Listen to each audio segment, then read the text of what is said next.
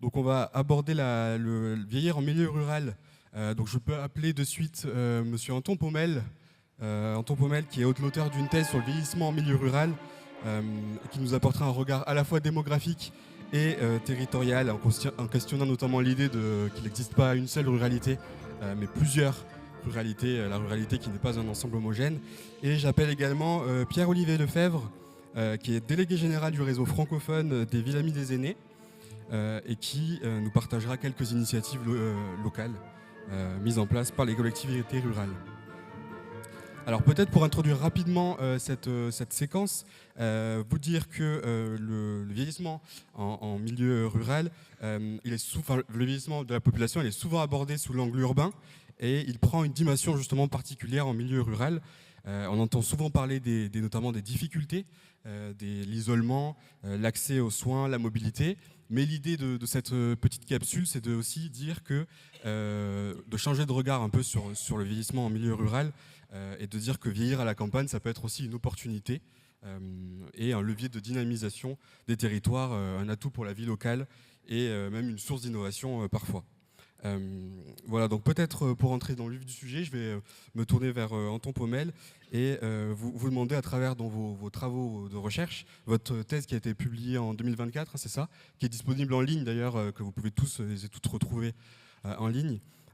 À travers vos travaux de recherche, quels sont les grands constats que vous faites sur le vieillissement en milieu rural et peut-être nous parler de ce concept, non pas une seule ruralité, mais plusieurs réalités en fonction des territoires. Bonjour à toutes et tous. Donc déjà, une première chose pour vous remercier de l'invitation. Je suis ravi de pouvoir discuter en tant que doctorant, discuter aussi en tant que géographe de la question du vieillissement en milieu rural. Alors, quand on s'intéresse au vieillissement et à l'adaptation des territoires, les milieux ruraux sont tout à fait passionnants. Pourquoi ? Parce que certaines intercommunalités connaissent des parts de 65 ans qui sont proches de 30-35%, voire parfois 40%, ce qui est beaucoup plus proche de la moyenne nationale japonaise que de la moyenne nationale française. Et donc, si on s'intéresse au devenir de nos territoires, les espaces ruraux apparaissent dès lors comme des véritables laboratoires des futures transformations territoriales dans une grande diversité d'espaces. Alors, évidemment, il n'y a pas un vieillissement au sein des ruralités, il y a des vieillissements et des vieillesses. Le nord-est de la France est plus jeune que le sud-ouest. Et surtout, ce qui est intéressant, c'est que les facteurs explicatifs du vieillissement ne sont pas les mêmes. Et ça, c'est un élément qui est déterminant quand on s'intéresse aux effets du vieillissement sur les territoires, c'est d'essayer d'analyser les déterminants de ce vieillissement. Quand le vieillissement il découle du départ des jeunes, par exemple, eh bien, on ne va pas forcément avoir un nombre de personnes âgées qui augmente. Par contre, la proportion des personnes âgées augmente et donc on considère que c'est un vieillissement. Toutefois, les enjeux sont tout à fait différents avec un vieillissement qui est lié à l'arrivée de personnes âgées. Là, en termes de logement, en termes d'enjeux sur les services, etc., ce n'est pas la même chose. Ou alors un vieillissement sur place des populations, ça pose aussi d'autres questions. Donc, il faut avoir en tête ces différents facteurs explicatifs. Il faut aussi, et ça a été rappelé, avoir en tête les différentes formes de milieux sociaux qui composent cette catégorie trop souvent présentée comme homogène, qui est les personnes âgées. En fait, c'est surtout d'anciens ouvriers, d'anciens cadres, d'anciens agriculteurs, etc. Et encore une fois, ça amène à des enjeux qui sont très différents. Enfin, à l'échelle locale, dans les ruralités françaises, ce n'est pas la même chose de vieillir dans un hameau isolé, dans un petit village, dans un bourg dans lequel on va avoir des commerces, des logements un peu plus adaptés, des services, dans une petite ville, etc. Et là encore, il y a une forme de granularité, de grande diversité à l'échelle locale qu'il est important d'avoir en tête quand on s'intéresse au phénomène de vieillissement.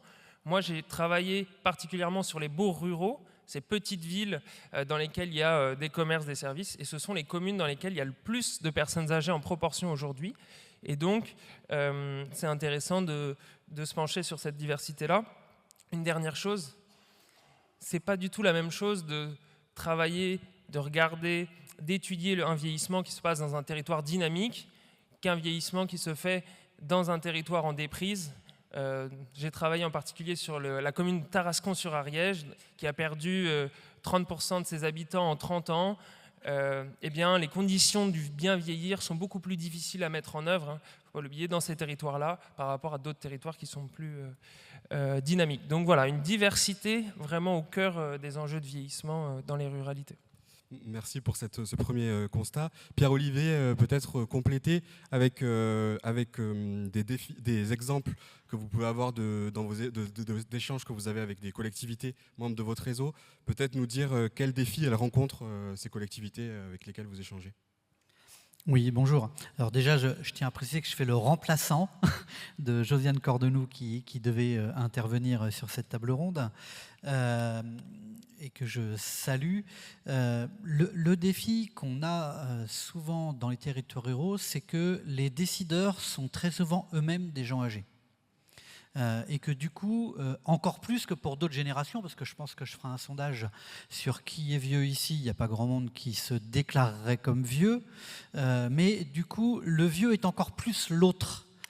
Et ça impacte sur la façon d'appréhender le sujet du vieillissement sur le territoire rural, parce que eh bien, très souvent, ceux qui vont décider de qu'est-ce qu'il faut faire vont quelque part avoir un rôle de juge et partie et avoir du mal à s'imaginer. La deuxième chose qu'on observe, c'est peut-être une difficulté, alors qu'on retrouve partout, mais de façon spécifique, sur comment je peux me projeter à vivre longtemps sur un territoire dans cette période de vie qui est à la retraite.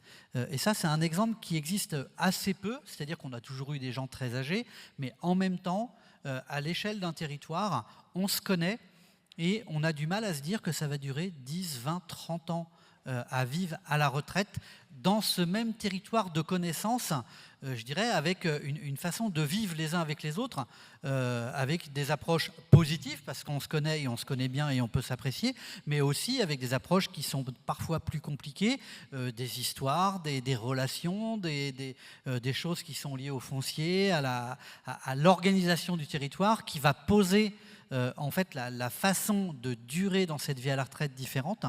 Et puis le troisième point qui me semble vraiment important, c'est que encore plus que dans d'autres territoires, les habitants âgés sont une ressource essentielle pour la collectivité. C'est eux qui sont engagés, alors je l'ai dit sur le mandat, mais ils sont aussi engagés dans la vie associative, dans la vie locale. Et donc si on retirait ces habitants-là, ou si on les dissuadait d'avoir une place et une implication, je dirais ça fragiliserait encore plus ces territoires qui parfois ont moins de ressources financières en proportion que d'autres collectivités, même si on sait qu'aujourd'hui la ressource financière, ça a été dit encore dans la table ronde précédente, est quelque chose qui se raréfie, mais je dirais le côté ressources des habitants, le côté créativité des habitants, c'est quelque chose de très important. C'est d'ailleurs ce que vous soulignez dans votre thèse Anton Pommel. Vous dites que les personnes âgées ne sont pas seulement des bénéficiaires des services publics, mais qu'elles jouent un rôle central, clé dans la dynamisation des bourgs ruraux. Est-ce que vous pouvez nous en dire un petit peu plus sur ce point-là, s'il vous plaît ? Oui, donc en complément avec ce que vous venez de dire, je pense que quand on travaille sur les vieillissements, on est évidemment confronté à l'idée des représentations et quand on s'intéresse en particulier aux politiques locales, on est confronté assez régulièrement à une série de représentations proprement et souvent assez négatives sur le rôle des personnes âgées sur les territoires. Non pas que le fait que les personnes âgées s'investissent dans les associations, dans la sphère politique ne soit pas connu. Par contre, pour un élu local, la plupart du temps, quand son territoire vieillit, c'est plutôt une forme de symptôme de déprise au même titre qu'une forme de paupérisation de la population, de commerces qui ferment, de vacances résidentielles, etc. D'ailleurs, le vieillissement est souvent un des éléments, un des indicateurs pour identifier la bonne santé d'un territoire. Et ça, en fait, on peut très largement critiquer cette approche parce que dans les bourgs ruraux ou dans les petites villes, le vieillissement de la population est un vecteur extrêmement important du développement local. Alors, évidemment, ça dépend des coins, mais dans la majorité des bourgs ruraux, par exemple, l'emploi des services à la personne, les EHPAD sont souvent un des plus grands employeurs de la commune, si ce n'est le plus grand employeur de la commune. Les commerces de centre-bourg, les services de centre-bourg, qui peinent à se maintenir, pour lesquels il y a une série de programmes de revitalisation, etc., sont très largement maintenus par des personnes âgées qui vivent et parfois s'installent dans ces communes. Or, quand on interroge les élus locaux sur leur stratégie d'attractivité, eh bien, souvent, les personnes âgées ne sont pas du tout les publics cibles dans les espaces ruraux. On essaye plutôt d'attirer des jeunes, mais des jeunes qui ne viennent pas parce qu'ils ne sont pas forcément attirés par un centre-bourg, habiter au-dessus d'une boulangerie, etc. Donc il y a une forme de décalage entre l'effet sur le développement local de ces personnes âgées, de leur forte présence, de leurs arrivées, et des stratégies locales d'attractivité qui ne sont en fait pas du tout tournées vers ces publics-là, ce qui a des conséquences. Par exemple, moi, sur un des bourgs que j'ai investigué, le maire voulait absolument attirer des jeunes, donc il a investi dans des aires de jeu, il a agrandi la cantine de l'école, etc.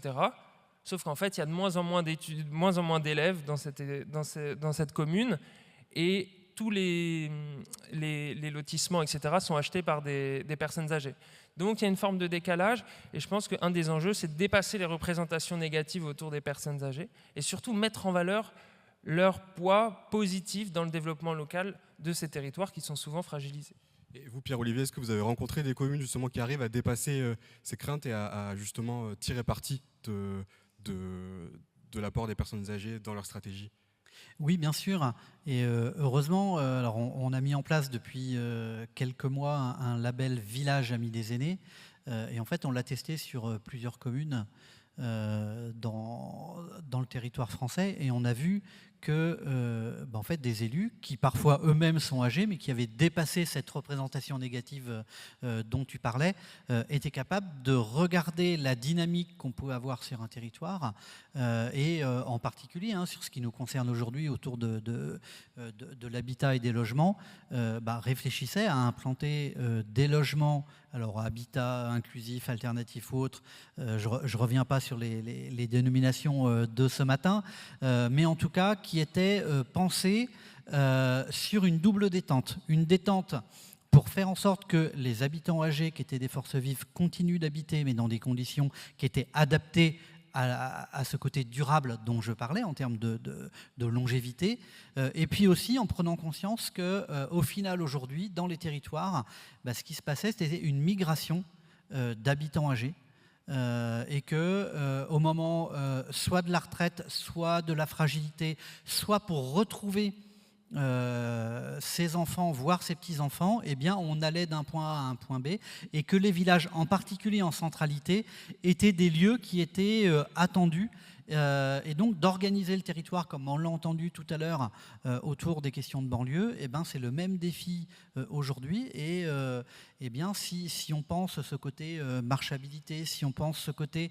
centralité de l'implantation en termes de foncier sur des habitats qui vont être mis en place, on va avoir des gens qui vont se dire c'est fait pour moi.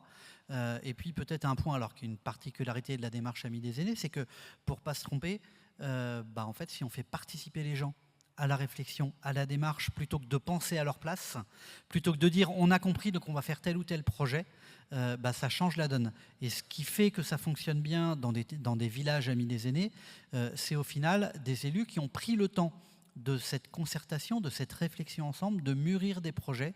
Alors je ne vous l'ai pas dit, mais moi j'habite moi-même dans un village de moins de 1000 habitants où il y a un habitat inclusif.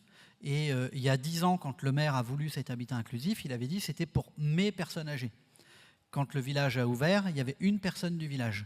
Et je pense que là aussi, il faut réfléchir en termes de bassin de vie, en termes de périmètre, parce que sinon le risque, ça pourrait être qu'au même titre que dans les années 80-90, on a eu un EHPAD par canton, on ait un habitat inclusif ou alternatif par village. Et évidemment, il y a une zone, je dirais, de chalandise, d'offres à l'échelle d'un territoire, et qu'il faut qu'on ait un parcours résidentiel qui soit pensé en termes de canton, de pays, en tout cas de périmètre de vie, pour qu'il y ait une gamme d'offres qui ne soit pas trop importante sur certaines choses et impensée sur d'autres. Merci. Et pour vous, Anton, d'un point de vue de l'aménagement du territoire, quelles seraient les politiques publiques à promouvoir pour éviter que le vieillissement devienne un facteur d'exclusion dans ces territoires-là, justement?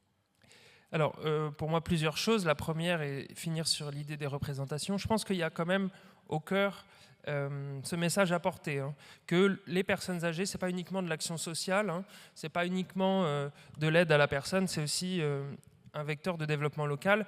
Moi, je me suis intéressé au cas japonais, et dans le courant des années 2000, dans les espaces ruraux japonais, il y a un moment, certaines communautés décident de dépasser ces représentations et font des stratégies locales d'attractivité, non plus vers les jeunes qui partent vers les villes, mais vers des personnes âgées.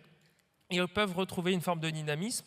Alors le problème, c'est que ça entraîne de la compétitivité entre territoires, et en fait, ce sont des questions qu'il faut penser plutôt à des échelles intercommunales, interterritoriales. La deuxième chose, c'est la transversalité. Moi, je me suis beaucoup intéressé aux défis liés à la revitalisation des espaces ruraux et au lien avec le vieillissement. Or, souvent, et ça a déjà été dit, hein, ce sont des questions qui politiquement ne sont pas traitées tout le temps par les mêmes acteurs, pas par les mêmes échelons, alors qu'elles sont étroitement liées. La deuxième chose, et ça a été dit précédemment, cette transition qui est la transition démographique, qu'on appelle parfois la transition oubliée, eh bien, elle s'inscrit très largement en même temps que la transition environnementale. Et le jeu, c'est pas je pense, hein, d'essayer de faire valoir une transition plutôt qu'une autre. Hein. Ce sont des enjeux qui sont vraiment étroitement liés. Ce sont des territoires avec des populations vieillissantes qui vont affronter les plus grands bouleversements et les risques environnementaux.